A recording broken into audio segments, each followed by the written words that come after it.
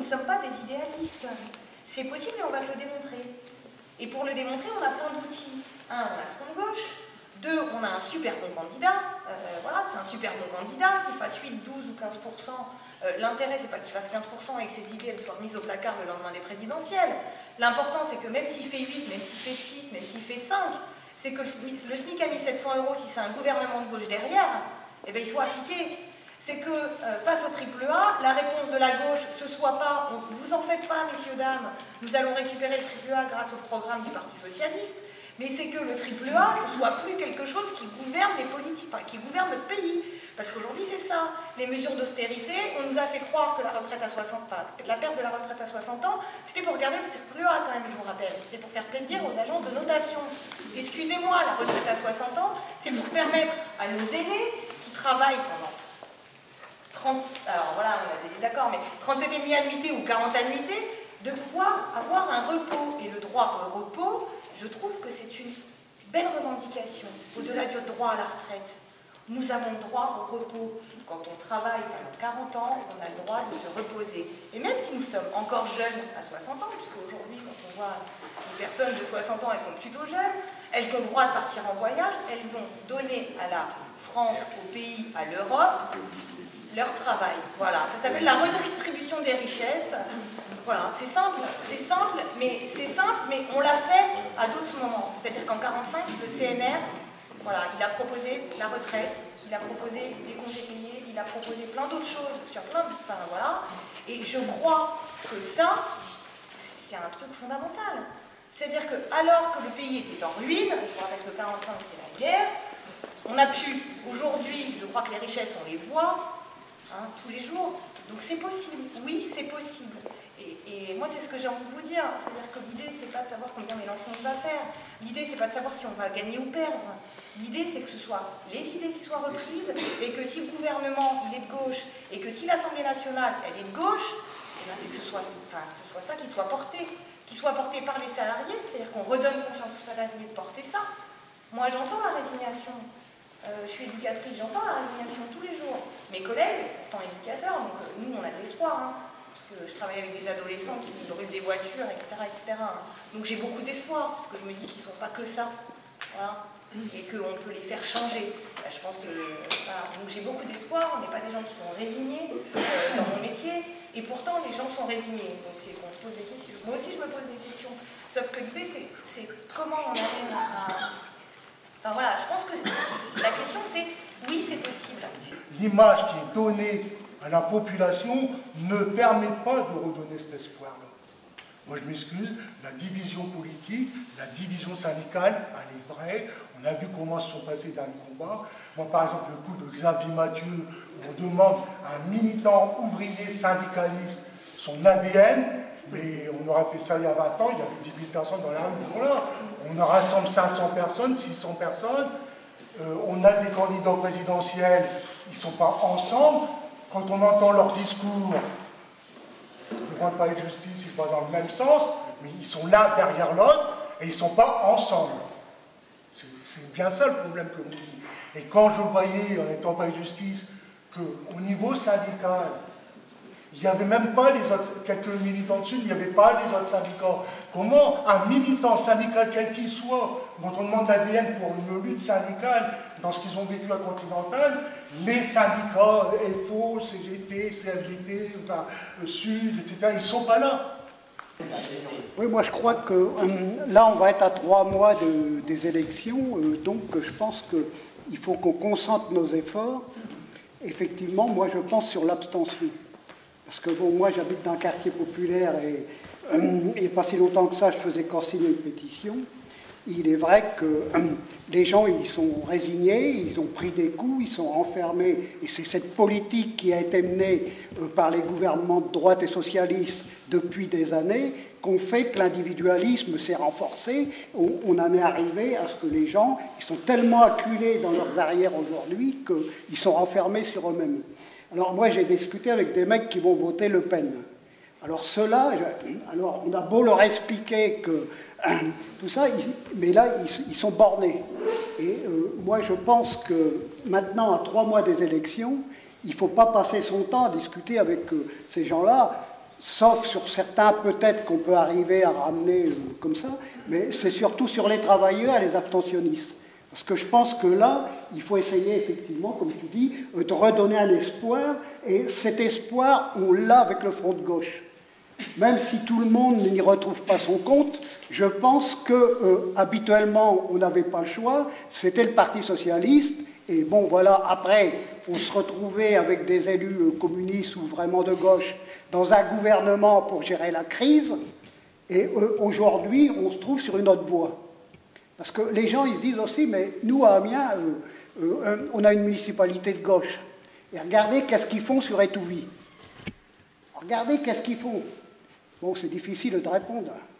Moi, l'autre jour, je ne devais pas regarder Mélenchon, je ne savais pas qui s'était parlé.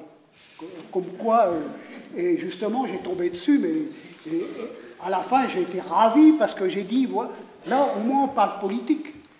Vous attendez Sarkozy, vous attendez Hollande, c'est des petites phrases qui se balancent, machin et trucs. Franchement, pour des gens qui se portent à la présidentielle, attendre leur discours, pas un mot sur leur programme. Des éléments, alors parce que les médias, moi je suis complètement d'accord avec toi, hein, on ne maîtrise rien. Alors, moi j'ai connu Pasqua qui verrouillait de toutes parts, actuellement c'est pareil. C'est la même chose que la télé américaine, les pubs, il n'y a pas mieux. Hein, ça, bon, donc, il ne faut pas compter là-dessus. Il n'y a que sur nos petits bras qu'on peut compter. Mais du coup, eh ben, des éléments comme jeudi dernier, alors moi, je n'ai pas tout vu, hein, parce que j'étais en réunion sur Paris, mais j'ai vu, disons, un peu plus d'une heure du débat de Mélenchon, enfin, du débat télévisé. Bah, je reconnais que ça requinque. Hein. Ça requinque. On se dit, et depuis, moi j'ai pas mal de coups de fil de camarades qui militent dans la sphère amiénoise, qui disent, t'as écouté le débat, patali patala, mais y compris en tant que militants, ça nous remonte le moral. Aurait dit De Gaulle. Oui. Le problème, c'est qu'il faut déjà être au deuxième tour. Ah. Et ça me fait un peu peur parce que c'est vrai, quand on regarde un peu le spectre politique en France, actuellement, il y a le Parti socialiste qui représente déjà un bon bloc. Dans le Parti socialiste, c'est une multitude de petits partis avec des opinions un peu différentes. On a vu derrière, quand ils ont choisi le président, que des gens comme Montebourg étaient partis avec rien, il est arrivé avec 17%. Et actuellement, ce qui me fait peur, c'est qu'il y a une gauche du Parti socialiste qui se désespère. Et qui est en train soit de se dire je vais m'abstenir, ou soit je me barre. Alors, dans le meilleur des cas, c'est dans le front de gauche. Et je pense que déjà, il ne faut pas tuer faut pas vendre la peau de l'ours avant de l'avoir tué, comme on dit. Hein. Il faut essayer de regrouper le maximum à la gauche du Parti socialiste. Et puis, faire comme le chien de berger, c'est de pousser tout ce monde-là dans le bon sens après. Mais là, ça me fait un peu peur, parce que c'est vrai qu'il faut quand même rester très réaliste. Et puis là, c'est vrai qu'on est tous ensemble, on parle, on a les mêmes opinions, on a le même constat, mais après, il faut savoir ce qu'on va faire, et comment on va le faire, et pas se mettre en danger non plus, pour qu'à la fin du compte, on arrive au jour des élections, allez, on avait rêvé, on a cru faire ci et ça, puis manque de peau, c'est Madame Le Pen contre Sarko au deuxième tour, et puis là, on serait bien embêté. Je ne dis pas qu'il faut voter utile, je dis que simplement on a une marge de manœuvre qui est très restreinte et qu'il faut vraiment en tenir compte et qu'il faut essayer de, bien sûr, aller chercher les voix des abstentions, mais aussi essayer de faire pression à l'intérieur du Parti socialiste et de façon déjà à donner aussi un espoir aux gens à la gauche du Parti socialiste.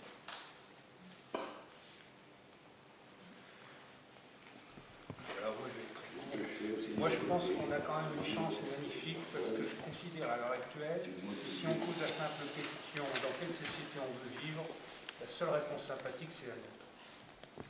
Parce que même le programme du PS n'est qu'un programme de compromis et les gens n'y croient plus que le compromis va marcher. Même s'ils s'apprêtent peut-être majoritairement à voter Hollande parce qu'ils n'en peuvent plus. Mais je pense, en revanche, moi je le vois, parce que bon, de temps en temps, tous les matins, je suis au café, donc il y a 2-3 machins. Il y en a quand même quelques-uns qui sont en train de venir, oui, quand même, surtout, on a été bien aidé par manifestation de Mélenchon il n'y a pas longtemps. Mais grossièrement, quand on leur dit, mais attendez, vous voulez vivre dans quelle société, avec des gens qui vont jusqu'à 70 ans pour travailler, etc., ça les interroge quand même. Alors je pense que, personnellement, je suis assez optimiste, et je pense même que, quelque part, on serait peut-être dans pas longtemps, non pas majoritaire, mais à mon avis, dans les têtes, je me pose la question si on ne va pas être très vite vers 20%. Le problème, ça sera celui de le traduire électoralement. Parce que je pense que ça commence à entrer, parce qu'on a quand même une chance, travailler plus pour gagner plus, c'est planter. Moi, je les ai vus, les réactions autour de moi. Il y a eu des fonctionnaires qui ont demandé rien de plus, on veut travailler plus, le patron leur a dit, attendez, j'ai pas d'argent, donc c'est pas la peine. Non, mais attendez, ça a commencé comme ça dans la fonction publique. Il y a des tas de gens qui se sont imaginés qu'ils allaient gagner plus. Puis ensuite, quand ils ont vu ce qui s'est passé derrière, ils ont vu que c'était toujours les mêmes qui avaient tiré leur épingle du jeu. C'est quand même, ils se sont posé des questions. Alors, pas de marché, bon, je leur ai sorti à ce moment-là, vous avez bien vu.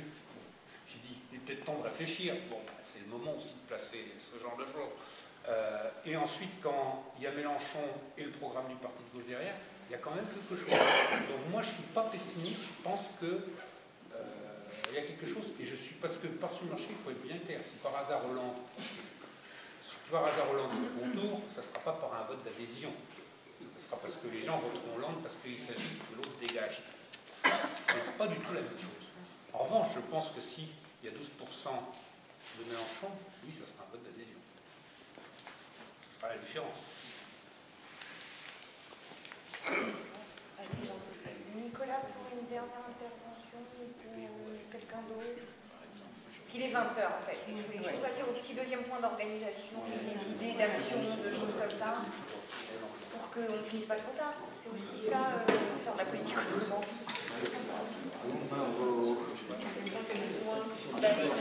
Nicolas? En fait, non, peut-être pas, c'est une dernière intervention, parce que c'est une suggestion, j'ai mis des vues là, mais on n'aura pas le temps de débattre. Non, bon, non, c'était juste parce que trop, du coup, j'y vais quand même. J'étais d'accord avec ce qui était raconté avant. Un programme qui est béton, on a un candidat qui est bon, on a le front de gauche qui est un peu moussi, etc. Mais il nous faut une stratégie aussi pour mener le débat. Et du coup, je voulais revenir sur ce que disait le camarade dont j'ai oublié. Non, je ne l'ai pas oublié, d'ailleurs je ne connais pas son prénom. Jean-Michel, voilà, qui parlait de la gauche du Parti Socialiste et des militants socialistes qui, effectivement, je pense qu'ils sont bien à la ramasse en ce moment. Moi, j'ai été dans un meeting il n'y a pas longtemps, enfin, une réunion publique organisée par les jeunes socialistes. C'était comment éteindre la flamme en parlant du Front National. C'était pitoyable. C'est-à-dire qu'il n'y avait pas une once de politique, et pourtant il y avait les comptes du PS local qui étaient là. Il n'y avait pas une once de politique. Comment est-ce qu'on combat le Front National? C'était en se rappropriant le drapeau français, en ayant peur de faire dans le sécuritaire, etc., etc. Pas une seule fois la question du fascisme était posée, comme un processus qui s'est posé dans les années 30 un peu partout dans les pays européens et qui est en train de se poser sous nos yeux en ce moment. Et je comprends que ces gens soient complètement désarçonnés dans le débat actuel. Mais donc du coup, peut-être aussi que ce qu'on pourrait faire, c'est décliner localement la proposition que fait Mélenchon au Parti Socialiste depuis maintenant quelques mois au niveau national. C'est-à-dire que Mélenchon dit aux socialistes au niveau national, menons le débat à gauche, confrontons nos propositions, confrontons nos argumentaires pour essayer de voir quelle est la ligne la meilleure à avoir en ce moment. Et la stratégie de Hollande, c'est juste de dire qu'il va surfer sur le vote utile, il ne répond pas, il fait comme si on n'existait pas. Moi, je propose que localement, éventuellement, on fasse la même chose, c'est-à-dire qu'on fasse une offre publique de débat au Parti Socialiste, qu'on relaie dans les médias, on parlera de nous dans les médias, ça interpellera les électeurs de gauche, et si jamais ils acceptent, parce qu'à mon avis ils n'accepteront pas, mais s'ils acceptent de venir mener le débat avec nous, eh ben on est prêts et on les attend, parce qu'on sait très bien que sur le fond, c'est nous qui avons raison. Et au vu de l'état de ce parti en ce moment, qui n'est même pratiquement plus un parti, qui est plus qu'une grosse machine électorale, on gagnera ce débat, et on a les moyens de convaincre du coup dans l'électorat socialiste. Donc, peut-être que là c'est un peu tard pour en discuter, mais peut-être que dans la prochaine assemblée citoyenne, on pourrait mettre ça dans le...